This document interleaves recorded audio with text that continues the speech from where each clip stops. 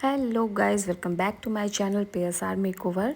तो आज मैं आपको बताने वाली हूँ कि सेल्फ़ मेकअप कैसे करें, क्योंकि इस समय चल रहा है समर सीज़न और बहुत ही प्रचंड गर्मी चल रही है। तो ऐसे में क्या है, हमें मेकअप ऐसा करना चाहिए जो वाटरप्रूफ हो और ट्रांसफ़र प्रूफ हो। तो मतलब ऐसा मेकअप आपको मैं आज सेल्फ़ मेकअप कैसे करते हैं और बहुत ही अफोर्डेबल प्रोडक्ट से आप ये मेकअप कर सकते हैं। कहीं भी आपको पार्टी फंक्शन कहीं भी जाना हो तो इतनी गर्मी में आप चाहोगे कि ऐसा मेकअप करो जो स्किन से हटे नहीं। तो आज मैं आपको सेल्फ़ मेकअप करके दिखाने वाली हूँ। प्रोसेस पूरा फॉलो करिएगा, पूरी वीडियो देखिए। तो सबसे पहले देखिए, स्किन को तो साफ़ करना ही बनता है। तो सबसे पहले मैं स्किन साफ़ कर रही हूँ और मैंने टिश्यू पेपर लिया है, इसको थोड़ा सा वेट किया है और वेट करने के बाद मैं अच्छे से स्किन को क्लीन करूँगी। देन सबसे पहले तो आपको फ़ेस वॉश करना ही पड़ता है। फ़ेस वॉश करने के बाद भी आप जो है टिश्यू यूज़ करेंगे। टिश्यू को भिगो लीजिए, उसको वाइप करिए और अच्छे से स्किन को क्लीन कर लेना है। क्लीन करने के बाद हमारा जो सेकंड स्टेप आने वाला है वो है टोनर। और टोनर बहुत ही ज़्यादा इम्पॉर्टेंट, आपका जो प्रोडक्ट है वो बहुत ही इम्पॉर्टेंट है और इसको तो बहुत अच्छे से, और जिनकी स्किन ऑयली होती है वो थोड़ा कम लगाएं टोनर को।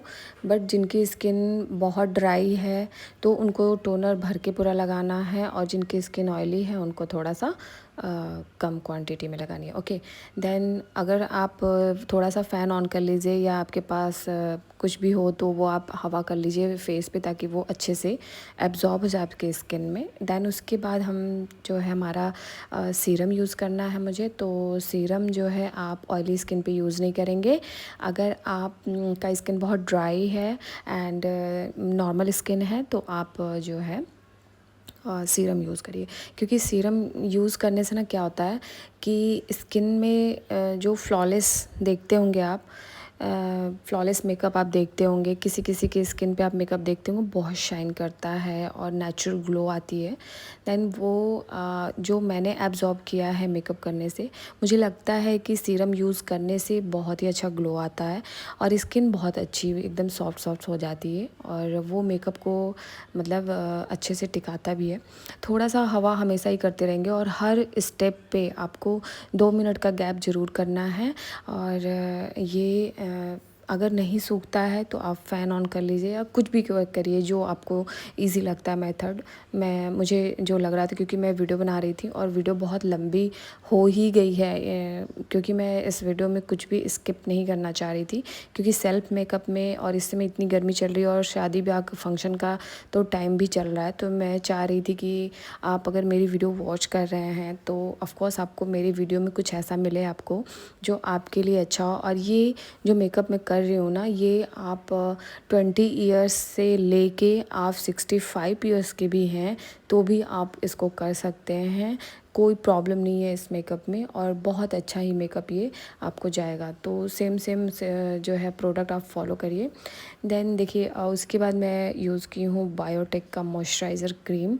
तो ये जो मॉइस्चराइज़र क्रीम है ना, ये ऑल स्किन टाइप है, बट सेंसिटिव स्किन पे मैं सजेस्ट करूँगी कि इसको ना ही यूज़ करें तो बेटर है। तो ये बहुत अच्छा मेकअप को मतलब ग्लो प्रोवाइड कराता है और स्किन बहुत स्मूथ बना देता है।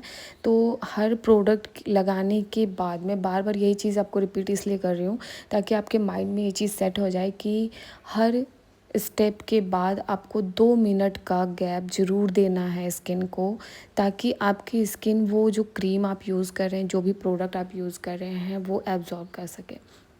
देन देखिए, हमारा जो अगला स्टेप आने वाला है, जब आप किसी इस मेकअप करवाते हैं शाइन नहीं आता है तो उसके लिए आप आर्टिफिशियल शाइन जो स्किन को मिलता है ना, वो ये इल्यूमिनेटर शाइनर से ही मिलता है।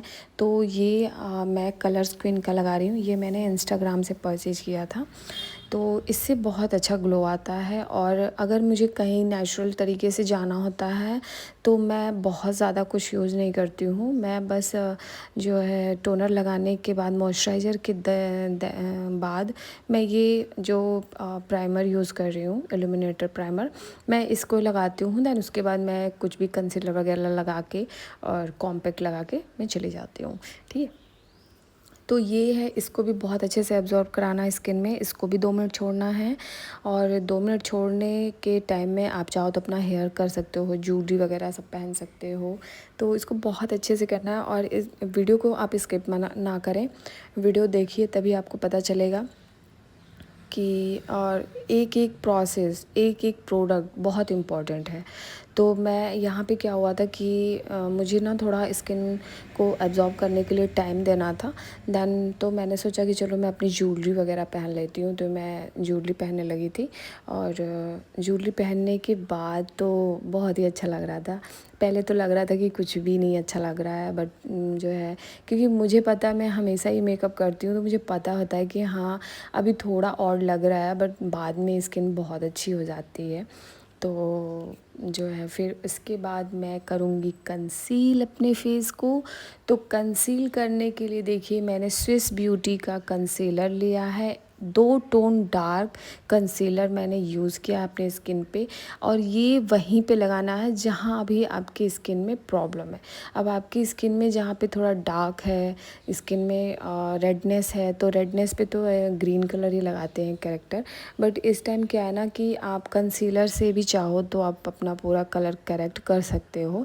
देन उसके बाद मुझे दिखाना था, तो मैंने ऑरेंज कलर भी यूज किया है कहीं कहीं पे, जहाँ मुझे थोड़ा ज़्यादा लग रहा था पिगमेंट, तो मैं वहाँ पे डार्क कलर जो ऑरेंज का होता है वो मैं यूज़ की हूँ।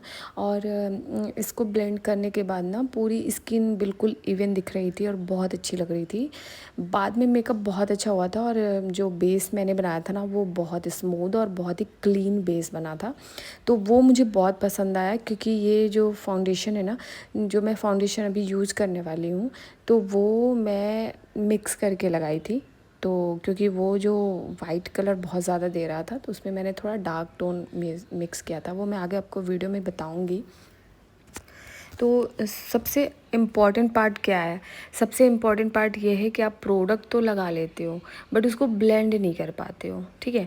पैचेज़ क्यों आते हैं स्किन पे? पैचेज़ इसीलिए आते हैं स्किन पे क्योंकि आप प्रोडक्ट तो पूरा लगा लेते हो, बट उसको ब्लेंड नहीं कर पाते हो। और जो मेन आपका प्रॉब्लम यहाँ आता है ना, वो ब्लेंडिंग में आता है।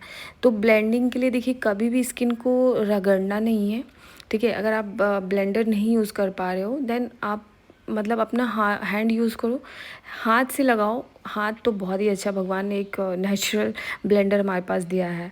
हाथ तो मतलब हर चीज़ में, हम लोग पहले ब्लेंडर नहीं था तो क्या करते थे, यही करते थे। तो बट अब क्या कि काफ़ी चीज़ें हो गई हैं, तो अब ब्लेंडर यूज़ करो। ब्लेंडर को थोड़ा सा भिगो लीजिए। भिगोने के बाद आप उसको, उसका पानी सारा निकाल लीजिए। देन उसके बाद आप हल्के हाथों से ब्लेंड करिए। अब आया है आपका स्टेप, आने वाला है फाउंडेशन का, ठीक है?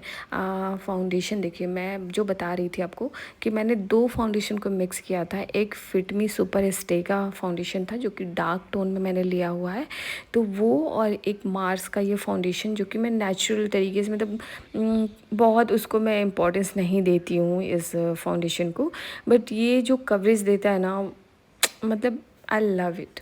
मैं बहुत पसंद करती हूँ इसकी कवरेज को। तो इसको मैंने मिक्स किया। देन मिक्स करने के बाद मैंने प्रोडक्ट चेक किया अपने स्किन पे कि हाँ ये मेरे स्किन पे जाएगा या नहीं जाएगा। तो वहाँ पे मैंने जब मर्ज किया ना, तो मुझे लगा कि नहीं, ये स्किन पे जा रहा, और वे वाकई बहुत परफेक्ट, मतलब एकदम सामने से देखने पे ना बिल्कुल नेचुरल मेकअप लग रहा था कि बहुत ओवर नहीं किया गया है, और डे मेकअप के लिए परफेक्ट था। नाइट मेकअप में आप यूज़ कर सकते हो, क्योंकि आजकल क्या है ना, न्यूड मेकअप चल रहा है। अब न्यूड मेकअप क्या होता है? न्यूड मेकअप ये कि आप मेकअप तो किए रहोगे, बट पता नहीं चलता है कि मेकअप किया है, इंसान क्या किया है, क्या नहीं किया है, कितनी चीज़ें, हर चीज़ें बहुत ही कम क्वांटिटी में लगाई जाती है। तो और प्रोडक्ट भी अच्छे खासे होते हैं, मतलब अच्छे ब्रांड वाले होते हैं, तो और अच्छा काम करता है। बट यहाँ पे मैं आपको अफोर्डेबल प्रोडक्ट से ही बता रही हूँ, और ये मेरे हिसाब से बहुत ज़्यादा लोगों के पास स्विस ब्यूटी और मियोन, मार्स, ये सब चीज़ें रहती हैं, ठीक है? तो उन्हीं सब चीज़ों से मैं ये मेकअप करके दिखा रही हूँ। आप अपने घर पे भी यूज़ कर सकते हैं, और जिस तरीके से मैं वीडियो में बता रही हूँ, अगर आप सेम टेक्निक यूज़ करोगे ना, तो ट्रस्ट मी गाइज, आपका मेकअप बहुत ही अच्छा जाने वाला है। देन देखिए, फाउंडेशन पूरे फेस पे नहीं अप्लाई करना है, खींचना नहीं है, हाथ से बिल्कुल रगड़ना नहीं है, ब्लेंडर से भी नहीं रगड़ना है, ब्रश से भी नहीं रगड़ना, ठीक है? रगड़ना तो आपको कहीं भी नहीं है। तो आप कोशिश ये करो ना, अगर आप बिगनर हो तो थोड़ा थोड़ा फाउंडेशन लगाने के बाद ही उसको ब्लेंड करो। और क्योंकि मैं ना पूरा लगा लेती हूँ उसके बाद ब्लेंड कर लेती हूँ, बट क्योंकि मैं वीडियो में दिखा रही थी कि हाँ थोड़ा थोड़ा फाउंडेशन लगा के आप ब्लेंड करोगे तो बहुत अच्छा ब्लेंडिंग होगा, ठीक है। तो अब ब्लेंड करने में कम से कम आपको 5 मिनट का टाइम देना है। अब 5 मिनट टाइम क्यों देना है, क्योंकि क्या होता है देखो, आप बेस तो बना लिए हो, बेस आपका फिक्स हो गया है, ओके। उसके 2 मिनट का पॉज दिया मैंने। पॉज देने के बाद अब हम लगाते हैं फाउंडेशन। तो फाउंडेशन क्या है कि पतला होता है, थिक होता है। किसी का फाउंडेशन देखिए थिक होता है, कोई कोई फाउंडेशन पतला होता है। तो अगर आप पतला वाला लगा रहे हो तो अच्छे से ब्लेंड हो जाता है, बट अगर थोड़ा बहुत भी थिक है ना तो वो स्किन पे जाता नहीं है जल्दी। तो उसको ब्लेंडिंग बहुत अच्छे से करनी होती है। और आप जो है ब्लेंड जो करोगे ना तो वो बहुत अच्छे से करना है, ताकि वो मेकअप जो है आपके स्किन में एकदम सेट हो जाए। और देखिए फेस पे मेकअप तो कर लेते हो भाई, गले में भी मेकअप किया करो यार, नेक पे, मतलब नेक पे तो करना ही करना है। क्योंकि इससे क्या होता है ना, स्किन अनइवन दिखने लगती है, मतलब गला कहीं और जा रहा है और फेस कहीं और जा रहा है। वही मेकअप ना, मतलब पहले ऐसे मेकअप होता था कि मुंडी अलग दिखती थी और गर्दन अलग दिखता था। तो वैसा अब नहीं करना यार, जो भी करो सब इक्वल, मतलब खुद पे कर रहे हो तो करो, दूसरों का कर रहे हो तो इक्वल करो, बट जो भी लगाओ वो एकदम इक्वल होना चाहिए। मतलब फेस और जो नेक एरिया होना चाहिए ना वो एकदम इक्वल होना चाहिए, इक्वल दिखना चाहिए, ठीक है। देन अब देखो मैं अब मुझे इसके बाद मुझे लिक्विड नहीं यूज़ करना है फेस पे अपने। तो मैं अब जो है लूज़ पाउडर लगाने वाली हूँ। अब लूज़ पाउडर क्या है, इनसाइड का मैं लगा रही हूँ। ये मैंने ऑनलाइन परचेज़ किया था, बहुत अच्छा नहीं आया है ये, बट एक काम चलाऊँ प्रोडक्ट है। मतलब मैं इसको अगर मैं रेटिंग दूंगी ना तो मैं 25% ही दूंगी, क्योंकि इससे ज़्यादा बेटर नहीं है ये। बट मैं इसको यूज़ इसलिए कर रही थी क्योंकि इसके पहले भी यूज़ की हूँ, क्योंकि ये थोड़ा ना येलो टोन देता है। तो ये क्योंकि बहुत फाउंडेशन का कलर थोड़ा फेयर था, तो उसमें जब मैं येलो टोन दे रही थी ना तो वो अच्छा मिक्स हो रहा था।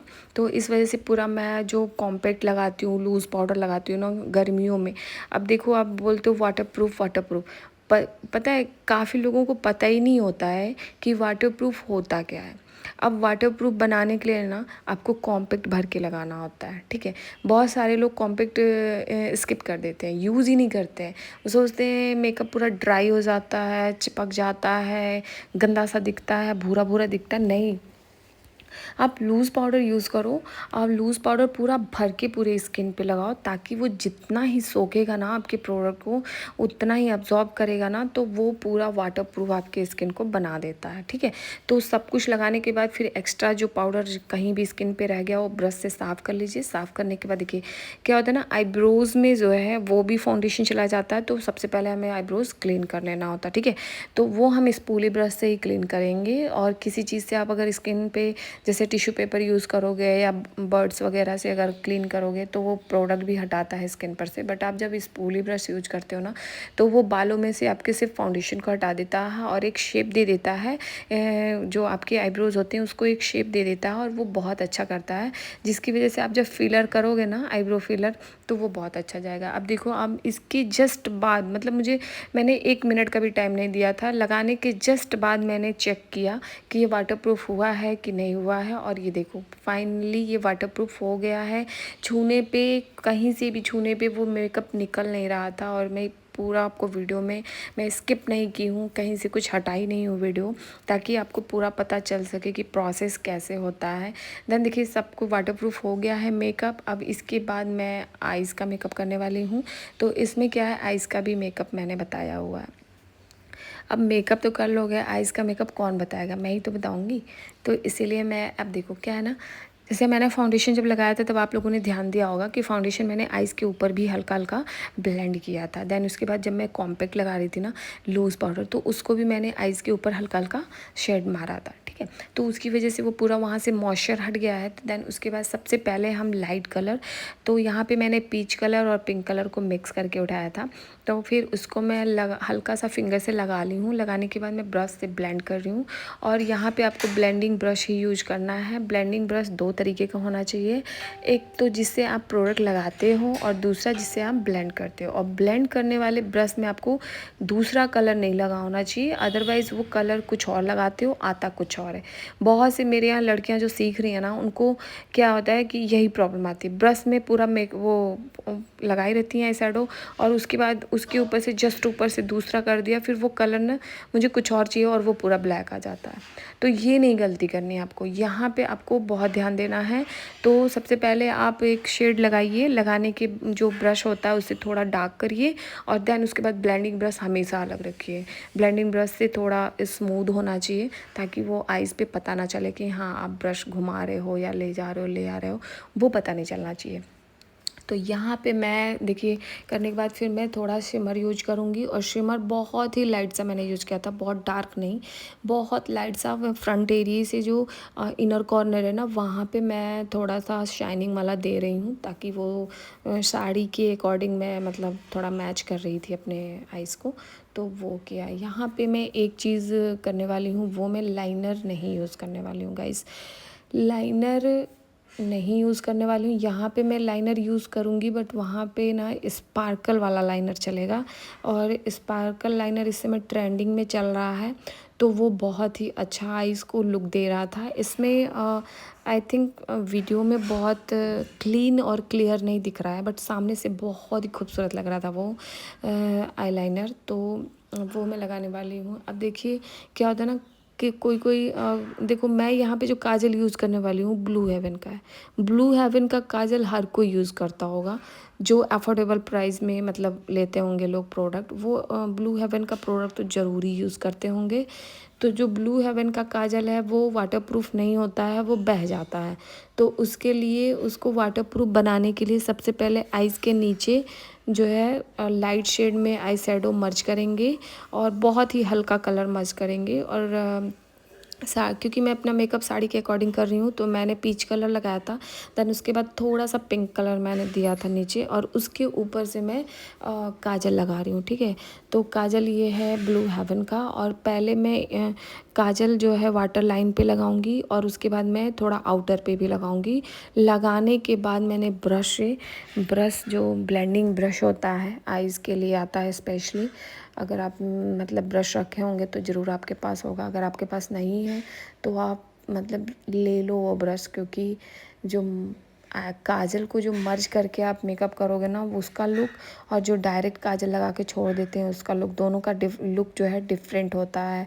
तो वो लुक आपको ट्राई करना है अगर, और अगर अपने काजल को वाटरप्रूफ बनाना है तो आपको ब्रश लेना पड़ेगा, और उसके बाद फिर आप उसके ऊपर जब आप काजल लगाते हो ना, तो वो आपका जो काजल होता है वो वाटरप्रूफ हो जाता है, फुल्ली वाटरप्रूफ हो जाता है। उसके बाद आप पानी भी फेस पे मार दोगे, छींटे मार दोगे, बारिश में चले जाओगे तो भी वो काजल नहीं बहेगा।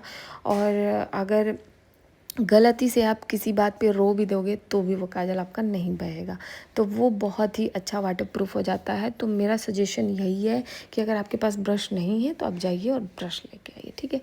अब देखो क्या है ना कि जो मैं मर्ज की हूँ ना, वो दोनों दिखा रही हूँ कि जो मैंने मर्ज किया है काजल, उसका आप देखोगे तो लुक अलग आ रहा है, और जो बिना मर्ज किए हुए जो काजल मैंने लगाया था उसका लुक बिल्कुल अलग आ रहा है। मतलब जो आप मर्ज कर देते हो ना वो आइज़ को बोल्ड दिखाता है, और जो मर्ज नहीं करते हो वो एकदम नॉर्मल दिखाता है, मतलब लगता है कि हाँ बस लगा दिया गया है, कोई भी कलाकारी नहीं की गई है। तो ऐसा नहीं करना, क्योंकि अब देखो मेकअप का ट्रेंड बहुत चल रहा है भाई, छोटी छोटी मतलब आप मेले में भी जाओगे ना तो वहाँ भी लोग इतने मेकअप में आते हैं कि क्या बताऊँ मैं। तो मेकअप का ट्रेंड ही चल रहा है गाइस, कहीं भी जाना हो, मॉल जाना है या कहीं भी जाना है, तो सब मेकअप भर के मेकअप करते हैं और जाते हैं, ठीक है। तो अब लग गया है मेरा काजल, और ये मैं क्या ढूंढ रही हूँ यार, क्या ही ढूंढ रही हूँ मैं, ठीक है देखते हैं क्या है। क्योंकि मैं एक चीज़ और गाइज़ आपसे बोलना चाहूँगी कि आप मेरी जो है वीडियो जब आप देखते हो तो उसको लाइक कर दिया करो, और जो है मेरे चैनल को सब्सक्राइब कर लिया करो गाइज़, क्योंकि आपके सब्सक्राइब करने से एक मेरा सब्सक्रिप्शन बढ़ जाता है और मुझे मोटिवेशन मिलता है, तो और मुझे बहुत अच्छा लगता है। दैन उसके बाद मैं और भी वीडियो लेके आने वाली हूँ। और पर्सनली अगर आपको कुछ सीखना है या कुछ आपको जानना है तो आप कमेंट करके बता सकते हैं, जिससे मैं वो वीडियो एक बार को ध्यान रहेगा कि हाँ मुझे ये वीडियो लेके आना है, ये आपको बताना है, दिखाना है। तो अब हो गया है। अच्छा, एक चीज़ मैं आपको और एक्स्ट्रा बताने वाली हूँ कि जो वाइट कलर का आई शेडो होता है, आप जब अपना आई शेडो पैलेट देखोगे ना, उसमें एक वाइट कलर का दिया होता है, ठीक है। तो उसको क्या करना है, पतले ब्रश से लेना है और आईज़ के जस्ट कॉर्नर एरिए पे थोड़ा थोड़ा लगा देना है। इससे क्या होगा ना कि आपकी आईज़ बड़ी दिखेगी। अगर आपकी आईज़ छोटी है तो आपको यूज़ ज़रूर करना है, और अगर आपकी आईज़ मीडियम है या मतलब बड़ी है तो यूज़ करने की कोई ज़रूरत नहीं है, ठीक है। अब देखिए ब्लश, ब्लश बहुत इंपॉर्टेंट चीज़ है। अब ब्लश को लगाना कैसे है, अगर आप फेयर स्किन पे हैं तो फेयर स्किन वालों को मतलब लाइट शेड यूज़ करना है, और अगर आपकी स्किन डार्क है तो आप डार्क शेड यूज करोगे, ठीक। यहाँ पे आपका क्लियर हो गया ब्लश का प्रॉब्लम। अब क्या है, दो मैं यहाँ पे ना पीच और पिंक दोनों को मिक्स करके ब्लश लगा रही हूँ, क्योंकि मुझे अपने साड़ी के अकॉर्डिंग मेकअप करना था, तो वो मैं कर रही हूँ, ठीक है। तो अब ब्लश को सबसे पहले आईज़ के जस्ट बगल में नीचे एरिए से आप स्टार्ट करोगे ब्लेंडिंग करना, और देन उसके बाद देखो कहाँ किस एरिए तक मैं कवर कर रही हूँ, वहाँ तक आपको लेके आना है ब्रश। और मतलब रखना नहीं है ब्रश, ब्लेंडिंग करना है, उसको सर्कुलर मोशन में घुमाते रहना है, जिसकी वजह से आपके जो स्किन पे ब्लश का पैचेस बन जाता है। बहुत लोगों को मैं देखती हूँ, मैं मतलब कहीं जाती हूँ तो मैं देखती हूँ कि लगा तो लेते हैं ब्लश, बट वो ब्लेंड नहीं हुआ, तो वो रखा हुआ लगता है। तो वो रखा हुआ क्यों लगता है, क्योंकि सबसे पहले ब्लश उठाया और उठा के पूरी स्किन पे रख दिया। नहीं, आप कॉर्नर से रखना स्टार्ट करो, दैन उसके बाद उसको ब्लेंड करो, ठीक है। ब्लेंड करते जाओ करते जाओ। ये प्रोसेस आई थिंक मुझे लगता है सबसे इम्पॉर्टेंट होता है। ब्लश अगर आपको लगाने का शौक़ है तो ऑफकोर्स आपको उसको ब्लेंड करना भी आना चाहिए, ठीक है। तो क्योंकि ये पाउडर फॉर्म में होता है, चिपकता नहीं है, बट अगर आप लिक्विड वाला यूज़ करोगे ना तो उसमें बहुत प्रॉब्लम आती है यार। तो मैं ये तो पाउडर वाला ही यूज़ कर रही हूँ। और अगर देखो, अगर ब्लश बहुत अधिक हो गया आपके स्किन पे, तो अब उसको हटाना कैसे है, तो उसको हटाना है लूज़ पाउडर से, कॉम्पैक्ट पाउडर से, ठीक है। तो कॉम्पैक्ट पाउडर, लूज़ पाउडर को ब्रश में लीजिए, उसको डस्ट ऑफ करिए। डस्ट ऑफ करने के बाद जहाँ पे आपको ब्लश ज़्यादा लग रहा है वहाँ पे आप ऊपर से ब्लेंड कर लीजिए। ब्लेंड करने के बाद जो एक्स्ट्रा रहे उसको आप मतलब साफ़ कर लीजिए, ठीक है। तो ये हो गया आपका ब्लश हटाने का तरीका। अब यहाँ पे देखो मैं क्या क्या भूल गई हूँ यार, बिंदी भूल गई हूँ मैं, ठीक है। और अब देखो मैं लाइनर लगा रही हूँ। तो लाइनर जो मैं बता रही थी आपको, स्पार्कल वाला लाइनर मैं लगा रही हूँ। तो क्योंकि मैं यहाँ पे ब्लैक कलर का लाइनर यूज़ नहीं कर, मैं लाइनर लगाने वाली ही नहीं थी, क्योंकि मुझे इस टाइम पता नहीं क्यों लाइनर लगाने का बिल्कुल भी मन नहीं कर रहा है। तो वो मैं सोच रही थी कि मैं कुछ और करूँ, फिर मेरे को ध्यान आया कि हाँ स्पार्कल में लगा सकते हो, स्पार्कल वाला लाइनर। तो वो देखने में भी ज़्यादा नहीं लगेगा और थोड़ी थोड़ी शाइन करेगी तो अच्छा भी लगेगा। तो उस ये जो लाइनर लगाने, बहुत लोग को लाइनर भी लगाने नहीं आता है, तो अगर नहीं आता है तो आप स्किप कर सकते हैं, और अगर आता है तो आप लगाइए। बट बहुत चौड़े में नहीं लगाया जाता है लाइनर, बहुत बोल्ड नहीं लगाना है, पतले में लगाइए। और थोड़ा सा विंग्स वगैरह निकाल सकते हैं, जिसकी वजह से आइज़ थोड़ी अट्रैक्टिव दिखती है। और लाइनर जब आप ज़्यादा लगाते हो ना तो इस मतलब आइज़ बोल्ड तो लगती है, बट उसमें ना आपका आई शेडो कुछ भी पता नहीं चलता। अगर आप आई शेडो पे कलाकारी किए हो तो आपको लाइनर थोड़ा पतला यूज़ करना चाहिए, और अगर आप आई शेडो बहुत हल्का सा सिंगल कोट मारे हो तो उसमें आप लाइनर पे कलाकारी कर सकते हो, क्योंकि हमें आँखों को अट्रैक्टिव दिखाना होता है, आँखों को बड़ी दिखानी होती है, तो उसके लिए आपको तो करना ही पड़ेगा कुछ ना कुछ। तो यहाँ पे देखिए मैं लाइनर मतलब दोनों आइज़ पे खुद ही लगाती हूँ मैं, और यहाँ पे मैं वो आई लैसेस यूज़ नहीं की हूँ, ठीक है। क्योंकि आई लैसेस की मुझे ज़रूरत नहीं थी इस मेकअप में, तो मैं आई लैसेस नहीं यूज की हूँ। और उसके बाद मैं वाटरप्रूफ स्विस ब्यूटी का मस्कारा यूज़ करने वाली हूँ। तो मस्कारा जो है मस्कारा बहुत अच्छा है स्विस ब्यूटी का। ये जो ब्लू कलर में मस्कारा दिख रहा है ना, ये बहुत ही अच्छा है, और इसको आप स्किप नहीं कर सकते हैं मस्कारे को भाई।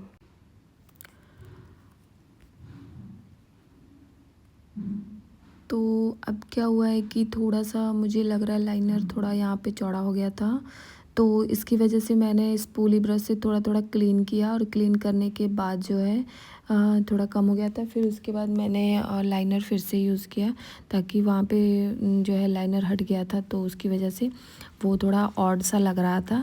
तो वो फिर उसके बाद पतला सा लाइनर लगाएंगे। और लाइनर जो लाइनर का पार्ट होता है वो बहुत इम्पॉर्टेंट होता है गाइज़। तो लाइनर अगर लगाने का शौक़ है आपको तो उसको बहुत अच्छे से सीखिए लगाना। सेल्फ़ मेकअप, बहुत सारे लोग ऐसे होते हैं ना जो सेल्फ़ मेकअप कर ही नहीं पाते हैं, तो उसके लिए आपको एक टेक्निक की ज़रूरत होती है। अगर आप सेल्फ़ मेकअप का भी क्लास आजकल देखिए ब्यूटी पार्लर में, सैलून में चलने लगा है, तो वो आप जाके ज्वाइन कर लीजिए। और ज्वाइन करने के बाद आपको काफ़ी अच्छी टेक्निक आएगी, जिसकी वजह से आप सेल्फ़ मेकअप भी कर सकोगे। इसके बाद मैंने यूज़ किया है लिपस्टिक। अब लिपस्टिक क्या है कि बहुत लाइट शेड अगर मैं यूज करती हूँ ना, तो वो मेरे मतलब स्किन पे बहुत अच्छी नहीं लगती है, तो उसकी वजह से मैंने पीच कलर ही लिया था। और इस साड़ी के अकॉर्डिंग मैंने यूज़ किया था। थोड़ा सा मुझे ज़्यादा लग रहा था कलर उसका, बट बाद में फिर वो बहुत अच्छा मतलब मिक्स हो गया था स्किन में, तो फिर उसके बाद कलर बहुत प्यारा आ रहा था। तो यहाँ पे आपको लग रहा होगा थोड़ा सा डार्क, बट अच्छी लग रही है लिपस्टिक। फिर लिप का शेप, अब लिप का शेप कैसे दोगे?